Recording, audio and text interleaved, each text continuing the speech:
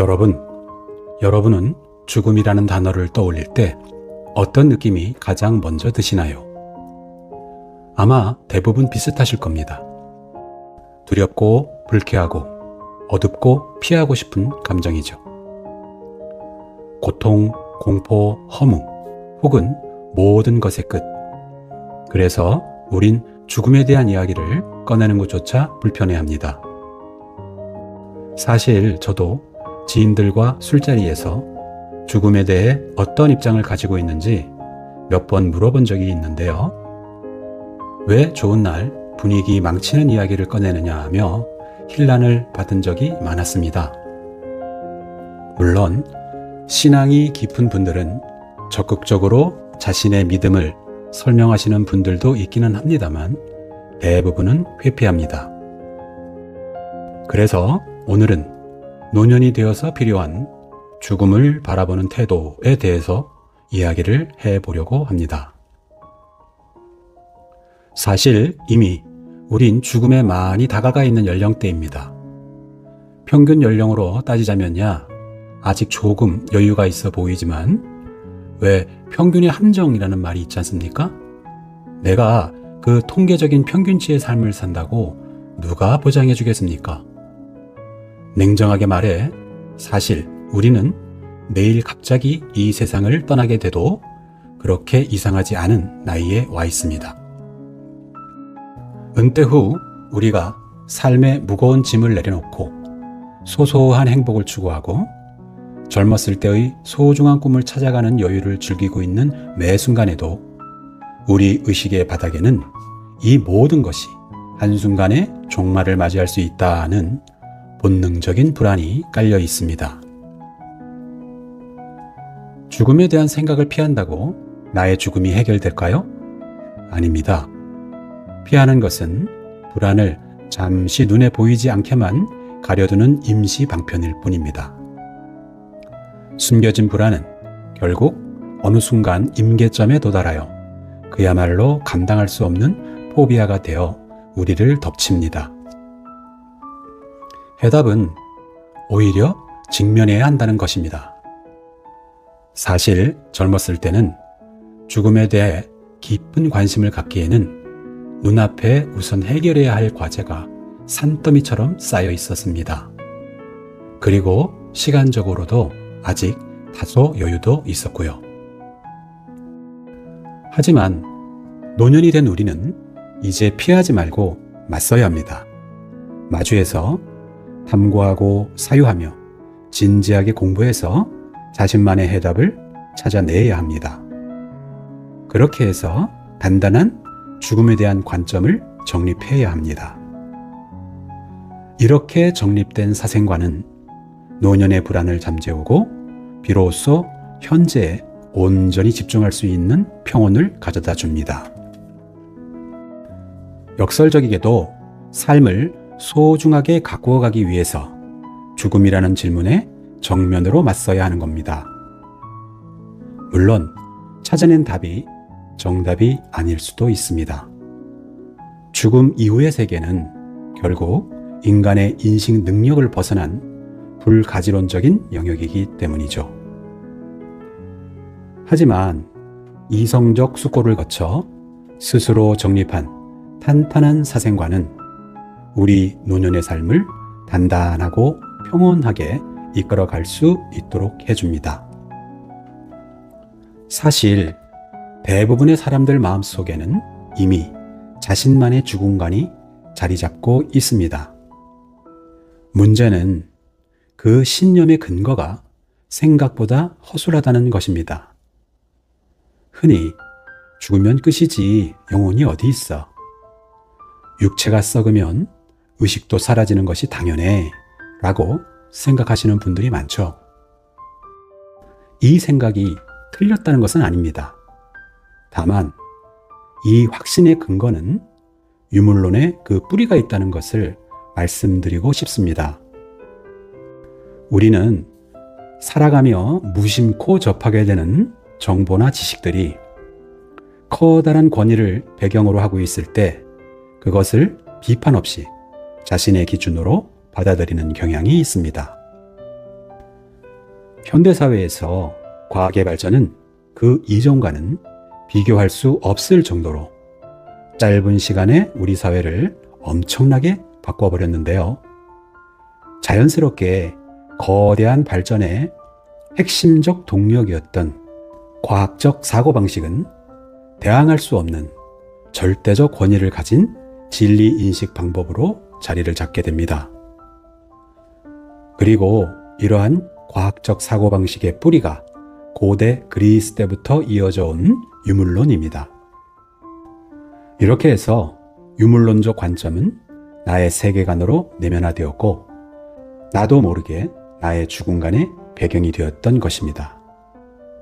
하지만 냉정히 말해 과학적 사고방식도 세상을 바라보는 다양한 방식 중 하나의 방식일 뿐입니다. 그리고 죽음에 대한 다양한 관점도 모두 추측의 범위에 있습니다. 아까도 말했지만 죽음은 불가지론적 영역이니까요. 아무리 스스로 확신한다고 해도 추측이나 확신, 그리고 믿음은 신뢰의 농도만 다를 뿐 사실이 아니라는 점에서는 동일합니다. 본질적으로는 모두 추측의 영역에 머물러 있으며 절대적인 정답이 아니라 내가 선택한 하나의 논리일 뿐이죠. 이처럼 죽음에 대한 완벽한 해답을 찾아낼 순 없지만 그럼에도 불구하고 우리는 수많은 선인들의 사유와 현대의 과학적 지식, 그리고 종교적 지혜 속에 담긴 죽음에 대한 다양한 담론들을 주의 깊게 들여다보아야 합니다. 그리고 그런 탐구를 통해 자신의 마음이 어느 쪽으로 기울어지는지 세심히 살펴야 합니다. 그렇게 해서 그 기울어짐이 확신으로 자리를 잡을 때 비로소 나만의 사생관이 정립되는 것이죠. 여기에서 사생관의 정립이라는 것은 그러하니 그 방식대로 나의 죽음을 인정하고 수용하겠다를 목표로 나아가는 것입니다. 쉬운 일이 아니고 많은 시간이 걸릴 수 있겠지만 조급해하지 않고 꾸준히 나아가는 것이 중요합니다. 다만 한 가지 경계해야 할 것은 자신의 신념을 절대화하여 다른 관점을 무시하는 오만한 태도는 피해야 합니다. 이미 언급했듯이 이 영역은 결국 인간의 지각을 넘어선 불가지론적 영역이며 우리의 확신 또한 본질적으로 추측의 영역에 머물기 때문입니다. 그러기에 우리는 나만의 뿌리를 탄탄히 키우되 동시에 타인의 생각과 새로운 가능성에는 늘 겸손하게 열려 있어야 합니다. 이렇게 자신만의 탄탄한 사생관이 정립되면 죽음이 주는 막연한 두려움과 허무에서 벗어나 현실의 두 다리를 굳건히 디딜 수 있게 됩니다. 남은 생에 더욱 집중하면서 동시에 내면의 평온도 유지해 나갈 수 있는 것이지요. 그렇다면 죽음이라는 실체에 대해 인류가 바라보는 관점들은 어떤 것들이 있을까요? 크게 세 가지 입장으로 나누어 볼 수 있습니다. 익숙한 내용일 수도 있지만 죽음을 체계적으로 관찰하는 사유의 출발점이 되길 바라는 마음에서 하나씩 짚어보겠습니다. 첫 번째는 유물론적 관점입니다. 앞서 말씀드렸듯이 죽으면 끝이지 라고 생각하는 지점입니다. 유물론의 핵심은 명쾌합니다. 우주의 모든 것은 물질로 이루어져 있으며 인간의 정신이나 영혼 역시 물질인 육체에서 기인한다고 봅니다. 우리의 의식은 물질의 변형이고 그 중에 뇌라고 하는 기관의 작용에 불과하다는 입장이죠. 뇌를 구성하는 수조 개의 세포와 신경망이 0.1초의 오차도 없이 맞물려 돌아가며 나라는 의식을 만들어냅니다. 당연히 죽음은 곧 영혼의 소멸입니다. 많은 분들이 이 대목에서 거부감을 느낍니다. 내가 평생 쌓아온 기억과 사랑, 자아라는 이 소중한 것들이 죽음과 동시에 완전히 사라져버린단 말인가 라는 생각에 깊은 슬픔과 공포의 늪에 빠지기도 하죠. 또한 어차피 사라질 거라면 인생이 무슨 의미가 있나 라는 허무주의를 불러오기도 합니다. 하지만 유물론을 다른 관점으로 보면 오히려 가장 뜨겁게 살 수 있는 동기가 될 수도 있습니다. 왜냐고요? 바로 다음이 없기 때문입니다. 나라는 육체가 우주의 유구한 역사 속에서 딱 한 번 이 육체를 입고 나타난 사건은 기적 중의 기적입니다. 내일이 없다는 사실을 명확히 인지할 때 우리는 비로소 오늘 마시는 차 한 잔, 사랑하는 이의 눈빛, 창밖의 햇살에 모든 신경을 집중하게 됩니다. 허무주의에 빠지는 것이 아니라 현재 이 순간을 가장 밀도 있게 누리고 싶어 하게 됩니다. 소멸을 받아들이는 용기가 오히려 삶을 가장 찬란하게 꽃피우려는 동력이 되는 것이죠. 이번에는 정반대의 관점을 살펴보겠습니다. 두 번째 관점인 유심론인데요. 모든 존재의 본질이 물질이 아니라 정신에 있다고 보는 입장입니다. 유심론의 핵심은 이렇습니다. 물질이라는 것은 실제하는 것이 아니라 의식이나 정신이 만들어낸 결과물이라고 봅니다. 즉, 우리가 보고 만지는 육체와 세상은 거대한 정신의 그림자일 뿐이라는 것이죠. 고대 그리스의 플라톤은 우리가 사는 이 물질 세계를 동굴 속 벽면에 나타난 그림자라고 했습니다. 진짜 세계인 이데아는 오직 정신으로만 닿을 수 있으며 죽음은 영원히 육체라는 감옥을 탈출해 진리의 세계로 회귀하는 축복이라고 보았습니다. 독일의 철학자 헤겔도 유심론자로 분류되곤 하는데요. 그는 우주 전체가 하나의 거대한 절대정신이 전개되는 과정이라고 보았습니다. 개인의 죽음으로 개인 정신이 사라지는 것이 아니라 거대한 보편적 정신의 흐름 속으로 통합된다고 보았죠.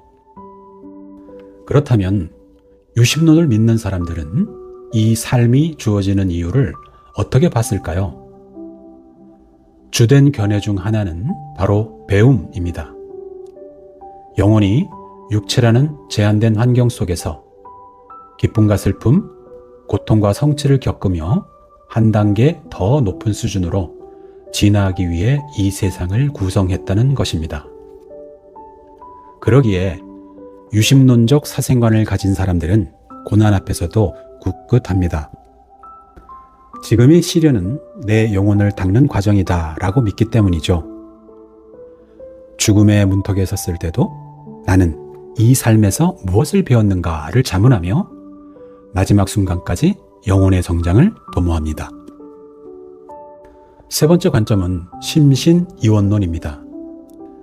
심신이원론의 핵심은 이 우주에 물질과 정신이라는 서로 다른 두 개의 뿌리가 존재한다는 생각입니다.